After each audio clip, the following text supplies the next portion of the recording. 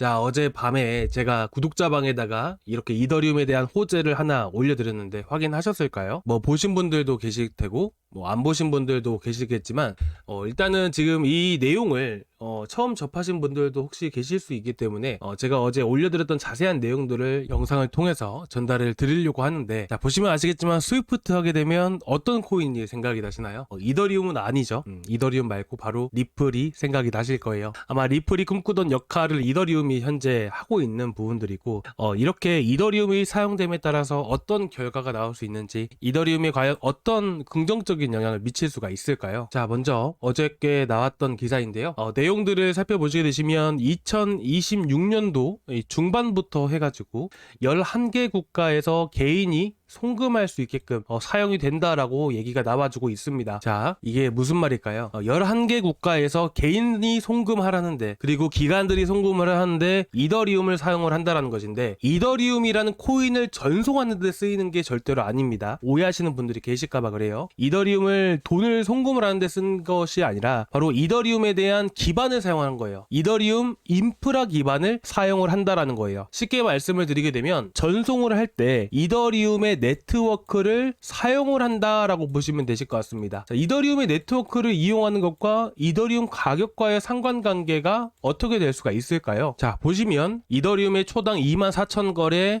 신기록, 자, 이더리움 소각도 급증이라고 되어 있죠. 초당 거래 건수를 우리는 TPS라고 얘기를 하게 됩니다. 근데 이 초당 24,000거래를 현재 이루어졌다라는 부분들이에요. 11월 달에 말이죠.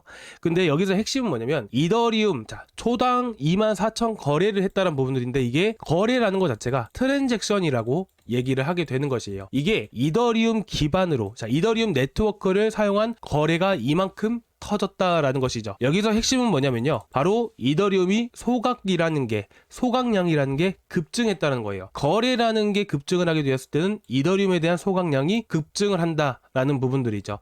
예를 들어서 이더리움 네트워크를 저희가 사용을 하잖아요. 그러면 이 네트워크를 사용을 하는데 우리가 공짜로 사용을 하는 게 아닙니다. 당연히 수수료라는 게 들 수밖에 없는 거예요. 자, 여러분들이 은행 가서 이체를 하실 때도 어쨌든 우리가 수수료라는 게 들게 되잖아요. 뭐 수수료 무료 서비스도 많지만 어쨌든 예전 같은 경우에는 대부분 A라는 은행에서 B라는 은행으로 이체를 하게 되면 보통은 수수료라는 게 들 수밖에 없습니다. 우리가 마찬가지로 카드 단말기를 이용을 하고 카드를 쓸 때도 일정 금액이 넘어가게 되었을 때는 수수료라는 게 당연히 발생이 되는 거잖아요. 그쵸? 그런 수수료를 우리는 뭘로 지불을 하죠? 바로 원화로 지불을 하게 되는 것이에요. 근데 지금 보시는 것 같이 이더리움 네트워크를 사용하면 수수료를 뭘로 낼까요? 바로 이 이더리움으로 내게 되는 겁니다. 지금 이더스캔이라는 사이트에 들어가 보시면 하나의 트랜잭션 거래에 대한 세부 사항들을 제가 보여드리고 있는 건데, 보시면 이제 어디에서 어느 계좌로 이체가 됐는지를 나타내는 것이고, 어느 정도의 물량이 이체가 되었는지, 그리고 그 물량이 많으면 많을수록 이렇게 수수료도 높아지는 부분들인데, 현재 보시는 것은 33달러 정도 가치밖에 이동이 안 된 거잖아요. 그렇다 보니까 작은 수치밖에 안 돼요. 0.002달러 정도. 근데 여러분들 한번 생각을 해보자고요. 이게 작은 돈이어도 상관이 없는 이유가 뭐냐면, 결국에는 이제 앞으로 만약에 스위프트망 전체적으로 이더리움 네트워크 기반으로 해서 송금이 진행이 된다라고 했을 때 지금 하루 평균 거래량이 얼마냐면 5,300만입니다. 이 5,300만 번의 거래가 된다라는 거예요. 최소 5,300만인 겁니다. 그러면 우리가 예를 들어서 일단은 대량의 거래가 발생되었을 때는 그만큼 수수료라는 게 많이 들 수밖에 없기 때문에 우리가 어림잡아 0.5달러 한 번 거래하는데 0.5달러에 대한 수수료가 든다라고 했을 때, 이거를 5천만 번을 곱하게 되었을 때는 2,500만 달러의 자금들이 어떻게 보면 수수료로 내게 된다는 거예요. 그만큼 이 엄청난 금액이죠. 2,500만 달러 하게 된다면 374억 원입니다. 그렇죠? 그러니까 이만큼의 이더리움에 대한 수수료라는 게 나가는 부분들이다 보니까 어떻게 됩니까? 이더리움을 계속해서 매입하는 수요라는 게 늘어날 수밖에 없겠죠. 그리고 일정 부분이라는 게 결국 수수료로 나갔던 부분들이 소각으로 이어지는 부분들이기 때문에 이 금액의 일정 부분들이 이더리움 공급량이라는 게 줄어드는 이런 효과가 만들어질 수밖에 없는 거예요. 자, 그러면 어떻게 되느냐? 자, 조금 어려우시죠? 제가 예를 들어서 하나 말씀드릴게요. 예를 들어서 이제 비트코인은 뭐 소각이라는 것도 없고 공급량이 앞으로 늘어나지도 않아요. 이 총 발행 한도 2,100만 개는 계속 유지가 되는 것인데, 정말 그럴 일은 절대로 없지만, 그럴 수도 없는 부분이지만, 예를 들어서 하루에 100개씩 소각이 된다라고 해볼게요. 그러면 이 발행 한도라는 게 총 유통 물량이라는 게 계속 줄어들기 때문에 이 줄어든 만큼의 가치가 계속해서 올라갈 수밖에 없겠죠. 그래서 우리는 이 공급량에 대한 부분들이 정말 중요하다는 거예요. 뭐 한 번 더 예시를 들어드리게 되면, 자, 우리나라가 이제 추경을 하게 되잖아요. 추경을 하게 되면 어떻게 돼요? 시중에 돈을 푸는 겁니다. 양적 완화의 효과가 나타나는 거예요. 양적 완화의 효과에 나타나게 되면 어떻게 될까요? 원화 가치가 어떻게 돼요? 시중에 돈을 계속 푸는 거니까 원화 가치가 떨어질 수밖에 없는 거예요. 그렇다 보니까 지금 시장도 많이 불안정하고, 그리고 국제 정세도 많이 불안정하다 보니까 거기다가 돈을 풀다 보니까 어떻게 됩니까? 당연히 원달러 환율 기준으로 봤을 때 높아지는 흐름들이 만들어진다라는 것이죠. 어쨌든 제가 다시 한 번 더 말씀을 드리면요. 지금 스위프트를 통해서 이더리움 네트워크를 사용하게 되었을 때는 이렇게 많은 거래가 활성화되면 될수록 이더리움에 대한 소각량도 당연히 늘어날 수밖에 없는 겁니다. 자, 그렇다 보니까 어떻게 됩니까? 이 이더리움에 대한 또 좋은 이슈들이 나오다 보니까 결국에는 이더리움에 대한 고래들에 대한 매집량이라는 게 지금 바닥에서부터 해서 급증을 하고 있는 그런 상황입니다. 자, 이렇게 제가 보여드리는 하나의 지표는 뭐냐면 바로 리얼라이즈드 캡 호들 파동, 이 호들 파동에 대한 부분들을 여러분들께 보여드리는 건데요. 이 호들 파동은 제가 어제 잠깐 여러분들께도 간단하게 보여드렸지만, 보시면 이 실현 가격, 아까 리얼라이즈드 캡이라고 되어 있잖아요. 리얼라이즈드 캡 호들 파동이라는 것은 뭐냐면 예를 들면 이제 비트코인을 가지고 얘기를 해드린 거예요. 비트코인 총량의 기간별로, 핵심은 뭐냐면 이 기간별로 그룹화에 보여주는 호들 파동의 변형된 형태다. 마찬가지로 쉽게 말씀을 드리면요.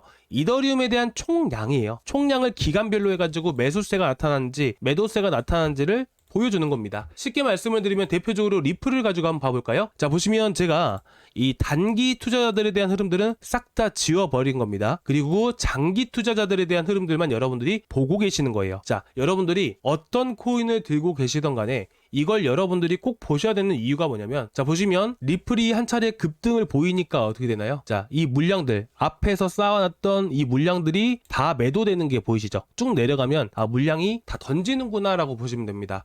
그리고 한 차례 급락하는 과정들이 거쳐지게 되고, 그 다음부터 물량을 어떻게 되죠? 물량을 모아가죠. 쭉 모아갑니다. 그러다가 급등을 보여주니까 물량 또 털어내고, 그리고 2022년도에 2024년도 300% 넘게 급등하기 전에 물량 모아가죠. 그리고 나서 급등 보이니까 어떻게 돼요? 쭉 털어내버리죠. 그쵸? 그리고 한 차례 더 급등 나왔을 때 7월 달에 50% 넘게 또 급등 보여줬었잖아요. 마찬가지로 어떻게 돼요? 급락 보여주죠. 물량 다 털어낸 겁니다. 그렇죠? 리플만 그래요? 아니에요. 도지코인도 그래요. 도지코인 2020년도에 정말 말도 안 되게 급등을 보여줬었잖아요. 그렇죠? 정말 35배 이상 올라갔던 걸로 알고 있는데, 무튼 이때도 급등을 보여줬을 때 물량 쌓아놨던 거 다 털어내죠. 자, 올라가고 좀 떨어지는 과정 안에서 물량 모아가고, 급등하니까 한 차례 털어내고, 물량 모아가고, 급등하니까 물량 털어내고, 지금 좀 더 모아가고 있고, 그쵸? 그러니까 이런 것들이에요. 결국에는 우리가 이를 통해서 알 수 있는 부분들은 뭐예요? 물량을 모아가는 이런 고점 형식이라는 게 분명히 있고요. 그리고 마찬가지로 물량을 거의 다 모아가는, 이렇게 많은 물량들이 모아갔을 때는 우리가 저점을 막 보고 들어가면 된다라는 거예요. 마찬가지입니다. 이더리움도 어떤가요? 지금 예전 같은 경우도 쭉 보시게 되시면, 자, 마찬가지예요. 자, 보시면 어떤가요? 자, 물량 모아가고, 그죠?